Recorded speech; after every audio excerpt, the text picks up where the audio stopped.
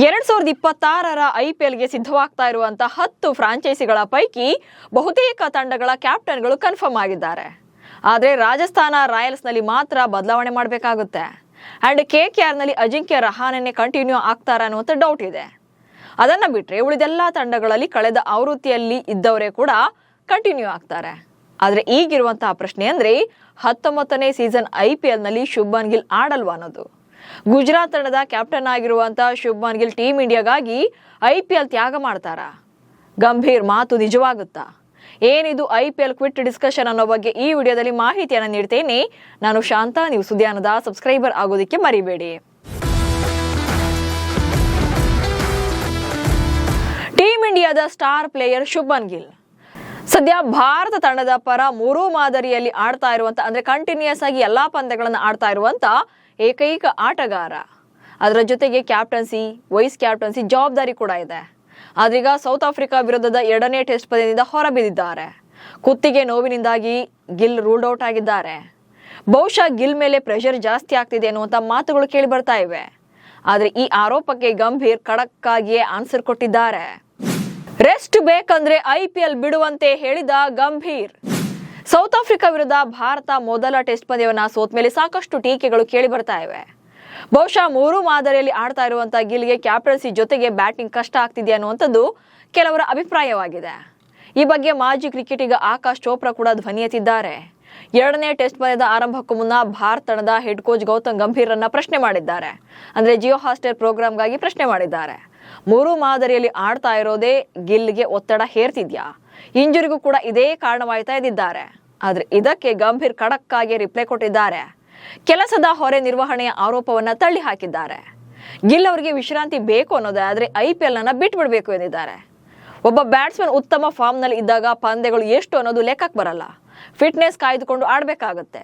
ಹಾಗೇನಾದ್ರೂ ಭಾರತ ಪರ ಪಂದ್ಯಗಳಲ್ಲಿ ಪ್ರೆಷರ್ ಅನಿಸಿದ್ರೆ ಐಪಿಎಲ್ ಆಡೋದು ಬೇಡ ಎನ್ನುವಂತೆ ಮಾತನಾಡಿದಾಗಿ ಚೋಪ್ರಾ ಹೇಳಿದ್ದಾರೆ. ಅಷ್ಟಕ್ಕೂ ಗಿಲ್ ಬಗ್ಗೆ ಆ ಮಟ್ಟಿಗೆ ಚರ್ಚೆ ಆಗೋಕೆ ಕಾರಣ ಕೂಡ ಇದೆ. ಏನಂದ್ರೆ ರೆಸ್ಟ್ ಇಲ್ಲದ ಸಾಲು ಪಂದ್ಯಗಳಲ್ಲಿ ಗಿಲ್ ಆಡ್ತಾ ಇರೋದು. ಪ್ರಸ್ತುತ ಟೀಮ್ ಇಂಡಿಯಾದ ಏಕದಿನ ಹಾಗೆ ಟೆಸ್ಟ್ ತಂಡದ ನಾಯಕರಾಗಿದ್ದಾರೆ ಶುಭ್ಮನ್ ಗಿಲ್. ಹಾಗೆ T20ನಲ್ಲಿ ವೈಸ್ ಕ್ಯಾಪ್ಟನ್ ಆಗಿದ್ದಾರೆ. ಸೊ ಈ ಮೂಲಕ ಏಕದಿನ ಕ್ಯಾಪ್ಟನ್ಸಿಯನ್ನ ನಿರ್ವಹಿಸಬೇಕು. ಹಾಗೆ ಬ್ಯಾಟಿಂಗ್ ಇರ್ತಾರೆ ಇಲ್ಲಿ. ಅದ್ರ ಜೊತೆಗೆ ಟೆಸ್ಟ್ ತಂಡದ ನಾಯಕ ಕೂಡ ಆಗಿದ್ದಾರೆ. ಇಲ್ಲೂ ಕೂಡ ಬ್ಯಾಟಿಂಗ್ ಇದ್ದಾರೆ.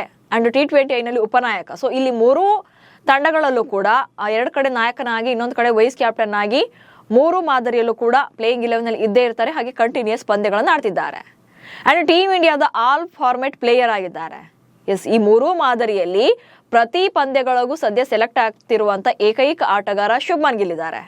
ಕೆಲ ಆಟಗಾರರು ಏಕದಿನ ಆಡಿದ್ರೆ ಅಟ್ಲೀಸ್ಟ್ T20ನಿಂದ ರೆಸ್ಟ್ ಸಿಗುತ್ತೆ ಅಥವಾ ಟೆಸ್ಟ್ ದಿಂದ ಹೊರಗಿರ್ತಾರೆ.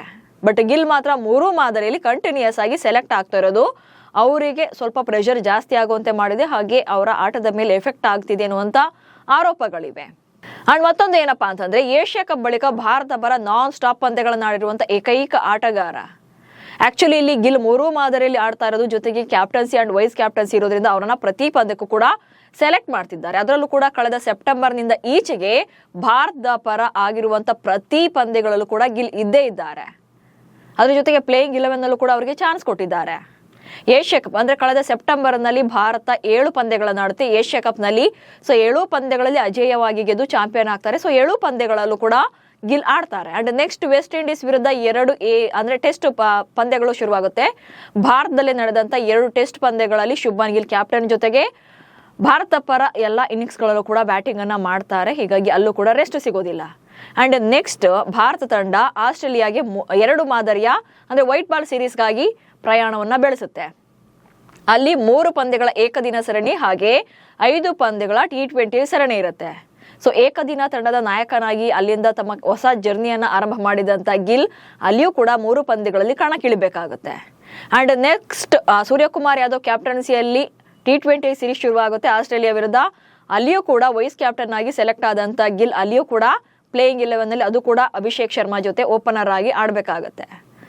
ಸೊ ಇದೇ ಈಗ ವೈಟ್ ಬಾಲ್ ಸೀರೀಸ್ ನಲ್ಲಿ ಪದೇ ಫೇಲ್ಯೂರ್ ಆಗ್ತಿದೆ ಅನ್ನೋದಕ್ಕೆ ಕಾರಣ ಆಗ್ತಿದ್ಯಾ ಅನ್ನುವಂತ ಆರೋಪಗಳಿವೆ.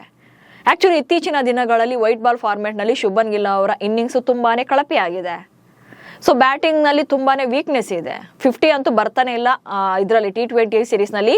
ಜೊತೆಗೆ ಆಸ್ಟ್ರೇಲಿಯಾ ಸೀರೀಸ್ ನಲ್ಲೂ ಕೂಡ ಎಲ್ಲಾ 3 ಪಂದ್ಯಗಳಿಂದಲೂ ಸೇರಿ 50+ ರನ್ಸ್ ಕೂಡ ಬಂದಿರಲಿಲ್ಲ ಅವರ ಬ್ಯಾಟಿಂಗ್ ನಿಂದ. ಸೊ ಬಹುಶಃ ಅವರಿಗೆ ರೆಸ್ಟ್ ಲೆಸ್ ಆಗ್ತಾ ಇರೋದೇ ವೈಟ್ ಬಾಲ್ ಸೀರೀಸ್ ನಲ್ಲಿ ಪದೇ ಪದೇ ಫೇಲ್ಯೂರ್ ಆಗೋಕೆ ಕಾರಣ ಎನ್ನುವಂತ ಆರೋಪ ಕೂಡ ಇದೆ. ಇನ್ನು ಸೌತ್ ಆಫ್ರಿಕಾ ವಿರುದ್ಧ ಕುತ್ತಿಗೆ ನೋವಿನಿಂದಾಗಿ ಔಟ್ ಆಗಿದ್ದಾರೆ ಸದ್ಯ. ಬಹುಶಃ ಅವರಿಗೆ ರೆಸ್ಟ್ಲೆಸ್ ಆಗ್ತಾ ಇರೋದು ಅಥವಾ ಪ್ರೆಷರ್ ಜಾಸ್ತಿ ಆಗ್ತಾ ಇರೋದು, ಜೊತೆಗೆ ಬ್ಯಾಟಿಂಗ್ ವೀಕ್ನೆಸ್ ಕೂಡ ಅವರಿಗೆ ಕುತ್ತಿಗೆ ನೋವಿಗೆ ಕಾರಣವಾಯ್ತಾ ಅಥವಾ ಅವರು ಫಿಟ್ನೆಸ್ ಸಾಧಿಸೋಕೆ ಸಾಧ್ಯವಾಗ್ತಾ ಇಲ್ವಾ ಅಂತ ಆರೋಪ ಇದೆ. ಸದ್ಯ ಟೀಮ್ ಇಂಡಿಯಾದಲ್ಲಿ ಬ್ಯಾಕ್ ಟು ಬ್ಯಾಕ್ ಸೀರೀಸ್ ಇರೋದ್ರಿಂದ ಗಿಲ್ಗೆ ಒತ್ತಡ ಆಗ್ತಿದೆ ಅನ್ನುವಂತ ಆರೋಪ ಇದೆ. ಆದ್ರೆ ಅದನ್ನ ಸರಿದೂಗಿಸಿಕೊಳ್ಳೋಕೆ ಗೌತಮ್ ಗಂಭೀರ್ ಅವರು ಈಗ ಹೊಸ ಐಡಿಯಾ ಕೊಟ್ಟಿದ್ದಾರೆ. ಆದ್ರೆ ಈಗ ಇರುವಂತಹ ಪ್ರಶ್ನೆ ಅಂದ್ರೆ ಭಾರತದ ಪರ ಪಂದ್ಯಗಳನ್ನು ಆಡೋಕೆ ಗಿಲ್ IPLಗೆ ಗುಡ್ ಬೈ ಹೇಳ್ತಾರಾ ಅನ್ನೋದು. ನಮಸ್ಕಾರ.